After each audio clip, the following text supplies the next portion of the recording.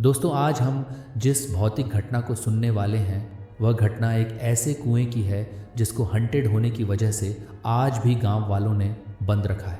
पर क्यों, इसका कारण जानने के लिए हम इस घटना को रघुवीर के पॉइंट ऑफ व्यू से सुनेंगे, जिसके साथ यह घटना वास्तव में घटा था।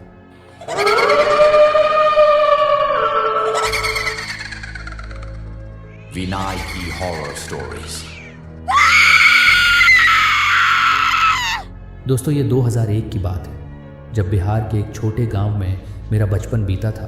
वैसे तो हमारे गांव के साथ साथ वहाँ के लोग भी साधारण थे, लेकिन हमारे गांव के आखिर में एक ऐसा पुराना कुआं था जिसे गांव के लोग भूतिया कहते थे। इसीलिए उस कुएं को लेकर ना जाने मैंने कितनी ही डरावनी कहानियाँ सुनी थी।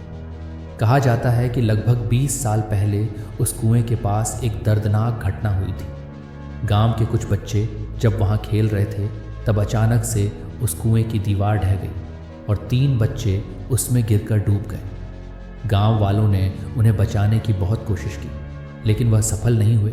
वैसे तो उस हादसे के बाद उन बच्चों की आत्माओं की शांति के लिए पूजा भी करवाया गया था, लेकिन लोगों का यह मानना था कि उनकी आत्माएं अब भी वहां भटकती हैं, और उसी डर के कारण गांव वालों ने उस कुएं को मिट्टी और पत्थरों से ढक दिया था ताकि कोई और उसकी चपेट में ना आए। अक्सर मैं उन कहानियों को सुनकर डर जाता था, क्योंकि मेरा घर उस कुएं के ठीक बगल में था। हालांकि गांव के बाकी लोग उस कुएं को लेकर ज़्यादा चिंतित नहीं थे, क्योंकि वह उनके दिनचर्या से बाहर था। पर गांव में एक दिन ऐसा आया जब हमें सूखे का सामना करना पड़ा। समय पर बारिश ना होने की वजह से फसल सूख रही थी और पानी की कमी से लोग बहुत ही ज़्यादा परेशान थे। इसलिए गांव के कुछ लोगों ने यह सुझाव दिया, क्यों ना उस कुएं को फिर से खोला जाए, क्योंकि एक हिसाब से वह कुआं बारिश ना होने तक सभी किसानों की ज़रूरत पूरी कर सकता था।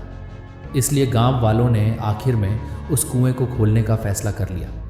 पर उनके ऐसा करने से मेरे साथ ही कुछ ऐसा होगा, यह मैंने सपने में भी नहीं सोचा था। उस कुएं को खोलकर कुछ ही दिन हुए थे जब अचानक से एक रात मुझे कुएं की दिशा से बच्चों की हंसी की आवाज़ें आने लगीं। वह हंसी सामान्य नहीं थी, उसमें एक अजीब सा एहसास था। जैसे जैसे वह आवाज़ें तेज़ होती गई, वैसे वैसे मुझे ऐसा लग रहा था कि जैसे वह हंसी मेरे कमरे के अंदर ही गूंज रही है। रात के तब 10 या 11 बज रहे थे। मैं हिम्मत जुटाकर बिस्तर से उठा, लेकिन डर से मेरे पैर कांप रहे थे। जैसे ही मैंने खिड़की से बाहर झांका तो कुएं के पास कुछ हलचल दिखाई दी, लेकिन वहाँ कोई नहीं था। अगली बार जब ऐसा हुआ तब मैं अपने कमरे में लेटा हुआ था।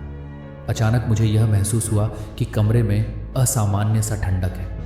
वैसे तो शुरुआत में मुझे यही लगा था कि शायद से कुएं के ठंडे पानी की वजह से वहाँ का हवा भी ठंडा हो चुका है, लेकिन जब मैंने खिड़की से बाहर देखा तब मुझे ऐसा लग रहा था कि वहाँ से कोई मुझे देख रहा है। हालांकि यह सच था या फिर मेरा वहम, ये तो मुझे नहीं पता था, लेकिन रात के उस अंधेरे में उस कुएं को देखकर मुझे कुछ ठीक नहीं लग रहा था। इसलिए मैं अपनी खिड़की को बंद करके होने चला गया। पर कुछ दिनों के बाद यह सब धीरे धीरे और भी बढ़ गया। एक दिन जब मैं शाम को घर लौटा तब मुझे महसूस हुआ कि मेरे कमरे में कोई और भी है, क्योंकि अचानक से मुझे बिस्तर के किनारे से किसी के खिसकने का आवाज़ आ रहा था। मैंने जब धीरे से अपना सिर घुमाकर देखा तो वहाँ पर एक छोटी बच्ची बैठी हुई थी। उसे देखकर कहीं से भी ऐसा नहीं लग रहा था कि वह असली नहीं है, और यही सोचकर मैं उसी की तरफ देख रहा था। पर ना जाने क्यों उसकी आंखें शाम के उस हल्की रोशनी में भी चमक रही थी।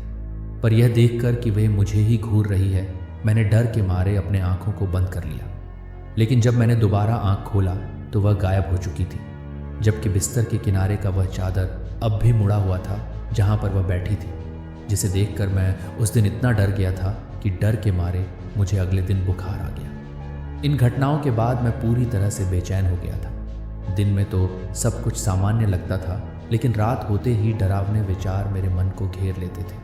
पर फिर भी मैंने इन सब के बारे में किसी को नहीं बताया, क्योंकि मुझे डर था कि लोग मुझे पागल समझेंगे। लेकिन एक समय ऐसा आ गया था जब मैं इन सब को अपने अंदर दबा कर नहीं रख पाया, क्योंकि दिन बदिनी यह सब और भी भयानक होता जा रहा था।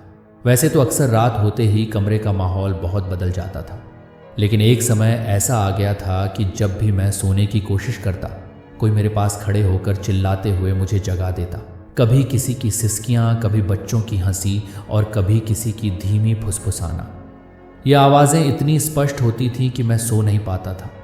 एक रात तो ऐसा भी हुआ जब कोई आधी रात को उस कुएं की तरफ से मुझे नाम लेकर पुकार रहा था। जब मैंने हिम्मत जुटाकर खिड़की के बाहर देखा तो कुएं के पास एक धुली सी परछाई थी, जिसे मैं उस चांदनी रात में साफ देख पा रहा था। उस बच्ची को अपने बिस्तर पर देखने के बाद यह दूसरी बार था जब डर के मारे मेरा बदन कांपने लगा था।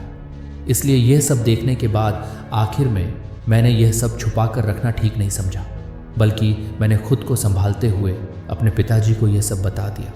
और कई रातों तक अजीब घटनाओं का सामना करने के बाद मैंने गांव के पंडित जी से सहायता लेने का फैसला किया। जब मैंने उन्हें अपने परेशानियों के बारे में बताया तो उन्होंने गंभीर चेहरे के साथ मुझे उस कुएं की पुरानी कहानी सुनाई, जो मैं आपको पहले ही बता चुका हूँ। खैर, उन सब के बाद पंडित जी ने मुझे यह समझाया कि शायद उन्हीं बच्चों की आत्माओं की वजह से मुझे यह डरावना अनुभव हो रहा है, क्योंकि मेरा घर उस कुएं के एकदम करीब था। उन्होंने सुझाव दिया कि हम एक विशेष पूजा करके उन आत्माओं के शांति के लिए प्रार्थना करें। इसलिए हमने उन्हीं के मार्गदर्शन में उस पूजा को संपन्न करके उस कुएं को फिर से बंद कर दिया। हालांकि उसके बाद से मैंने वहाँ पर कुछ भी नकारात्मक नहीं देखा, लेकिन वह कुआं आज भी हमारे गांव में सालों से बंद पड़ा है। तो दोस्तों, ये तो थी वह घटना जो कि रघुवीर के साथ घटा था।